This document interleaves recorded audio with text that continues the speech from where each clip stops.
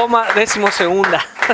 Seguimos en Códigos en la Tele. Siempre, Silvana, es esto. Siempre la hostilidad, el vamos de vuelta, no me gustó. Así que, bueno, eso, bienvenida eso es maltrato, a eso es maltrato. Maltrato laboral, exactamente. Del mono que maltrata a los invitados y del productor que maltrata al resto del equipo. Porque así es la verdad, hay que decirlo. Bueno, Silvana Labat, directora del Instituto Provincial de Estadística y Censo. ¿Qué es el IPEC? Alguna vez te han hecho esa pregunta. Mucha gente, sí, uno da por hecho, pero no todos lo saben. Sí, es cierto. Uno dice IPEC. Bueno, ¿qué es? Bueno, en realidad es el órgano rector de las estadísticas oficiales de la provincia, ¿sí? En realidad vos decís, bueno, estadística. ¿Y qué son las estadísticas? Y las estadísticas son, se supone que el objetivo de la estadística es brindar información útil para la toma de decisiones, no solo para quienes, digamos, para los gobernantes, o sea, para quienes deciden, sino que para la familia y para la ciudadanía en general. Básicamente es eso. ¿Para qué? Para que, por un lado, el gobierno, cuando determina o establece políticas públicas, lo haga con la mayor certeza posible, ¿sí? Teniendo un diagnóstico de la situación para saber a dónde abocar los recursos. Bueno, a ver un ejemplo, no sé si vale, pero tienen el dato de que ha aumentado la demanda de médicos infantiles, ¿cómo es infantiles? Pediatras, médicos pediatras. Entonces ustedes orientan a que los jóvenes estudien medicina, que se orienten en pediatría, algo así, digamos. Sí, bueno, que van... sí, un ejemplo, sí. Me fui muy arriba, ¿no? No, muy básico. Muy básico. Pero no, nosotros, a ver, ¿qué estadísticas brindamos? ¿Medio con un caño? Sí. Las básicas que tienen que ver con la pobreza, la desocupación, los indicadores de consumo e inversión, que sirven para, a ver, al empresario para ver hacia dónde orientar su inversión precisamente. Le sirve al público, por ejemplo, el índice de precio al consumidor. Después tenés información de, bueno, los censos que se realizan cada 10 años. Tenés información de, por ejemplo, censo de población, censos agropecuarios, censos económicos, que hace mucho no se hace.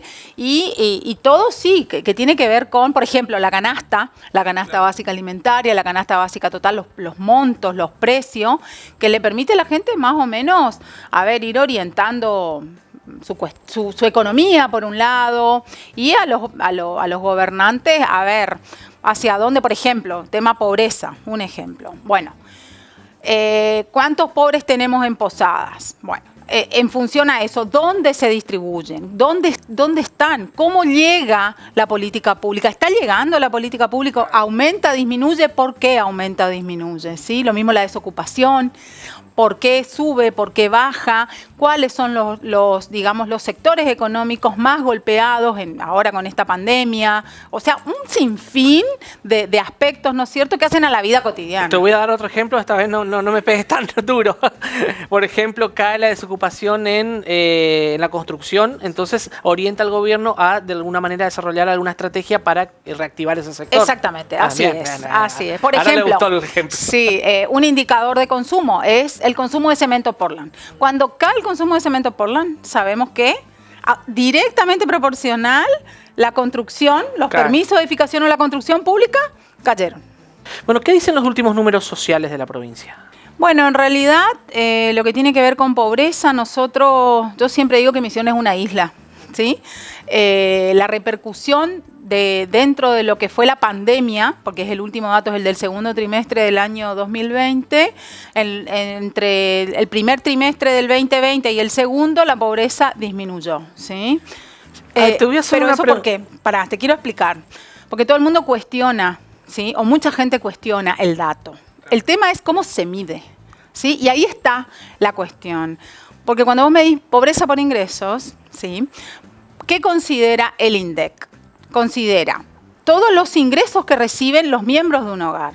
Muchas veces los miembros de un hogar reciben ingresos que provienen de planes sociales, ¿sí? Fíjense que ahora tuvimos el IFE. Bueno, el IFE ayudó muchísimo. Bueno, pero la sumatoria muchas veces de los planes sociales, sumale el IFE, le dan a los hogares un cierto monto o ciertos ingresos que le permiten satisfacer lo que INDEC llama canasta alimentaria y canasta básica o canasta familiar.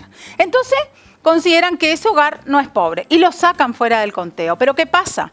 No consideran otras cuestiones. No es pobre, pero es dependiente. No, pero no consideran otras cuestiones que tiene que ver con qué. A ver, la vivienda donde habita el hogar está en una villa de emergencia. Claro. O está en un asentamiento irregular. La calidad de los materiales de la vivienda, por ejemplo, no tiene piso, es tierra. O tiene techo de cartón, tiene letrina.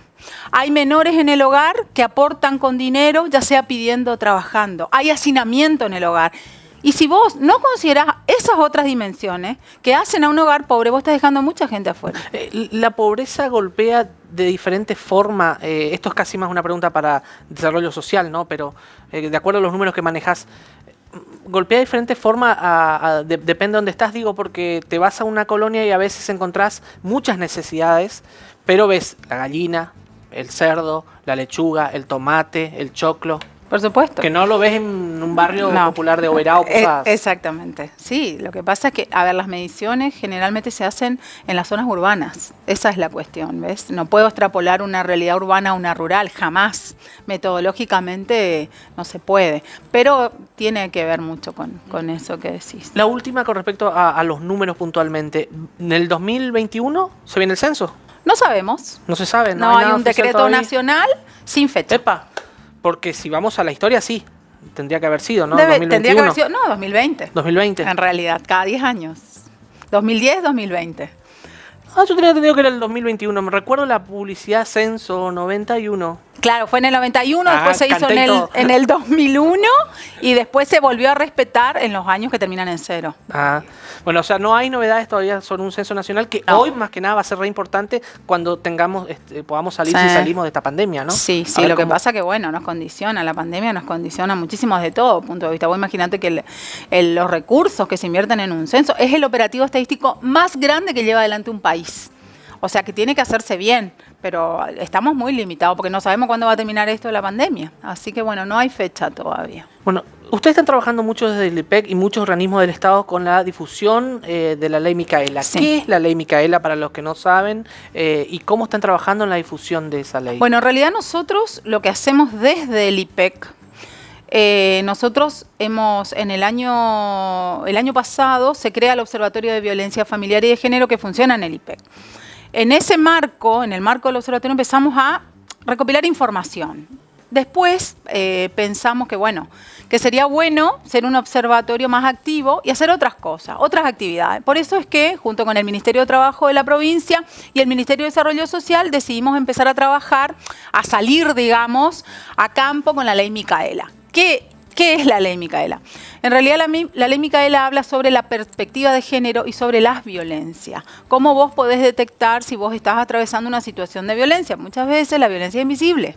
La persona que la sufre no se da cuenta. Claro. Entonces, lo que hacemos es ir a distintos organismos del Estado y capacitar a los funcionarios y empleados, o sea, a todos los servidores públicos, en perspectiva de género y en violencia, para que puedan detectar situaciones, ¿sí?, de violencia y para que tengan la mirada de género, ¿sí? ¿Por qué existe la Ley Micaela? Por un juez que no tuvo perspectiva de género y que liberó a quien salió de la cárcel, mató y violó a Micaela García. Entonces, si ese juez que la liberó hubiese tenido perspectiva de género, no lo hubiese liberado y hoy Micaela García estaría viva y no estaríamos hablando de Ley Micaela, básicamente. ¿Y qué hacen con todos esos datos que recaban en el observatorio? Bueno, lo que hacemos es, obviamente, trabajarlos con los organismos que asisten la problemática, ¿sí? Línea 102, línea 137, Policía de la Provincia, Servicio Penitenciario.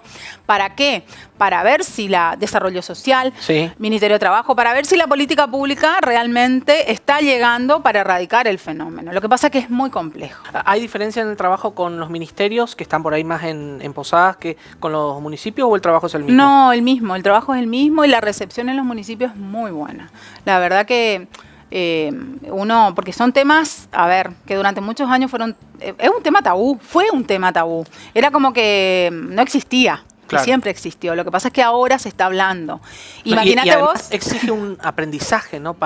Especialmente nosotros los hombres. Sí, no, pero no solo a ustedes, porque las mujeres, en nuestra sociedad, las mujeres también son machistas. Somos todos hijos e hijas del patriarcado. Y lo que hay que romper es la estructura. Claro. La cabeza hay que cambiar, ¿sí? Y tenemos que reaprender todo. ¿Sí? Todo lo que venimos de nuestra casa, todo lo que aprendimos en nuestra casa, tenemos que romper con eso y reconstruirnos todos para cambiar, porque el problema es social y el problema es cultural. Entonces, romper eso nos va a llevar mucho tiempo. Claro, exactamente. Después está la cuestión de los hombres, que en mucho menor caso, pero que también alguno sufre algún tipo de violencia y no denuncia por vergüenza. Por vergüenza. Porque, un 19% los amigos le cargan. de los casos de violencia, en el 19% de los casos de violencia son varones, son hombres los que lo sufren. 2 de cada 10.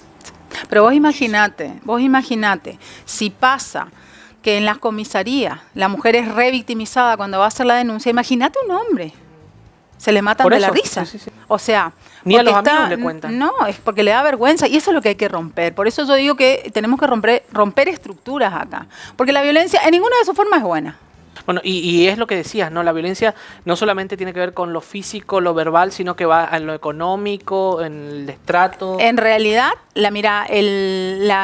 según la modalidad, según los datos, el tipo de violencia más marcado, que más se da, es la violencia psicológica, le sigue la violencia física y le sigue la violencia económica. Pero en un caso de violencia, o sea, una persona que sufre violencia generalmente sufre los 3 tipos de violencia juntos.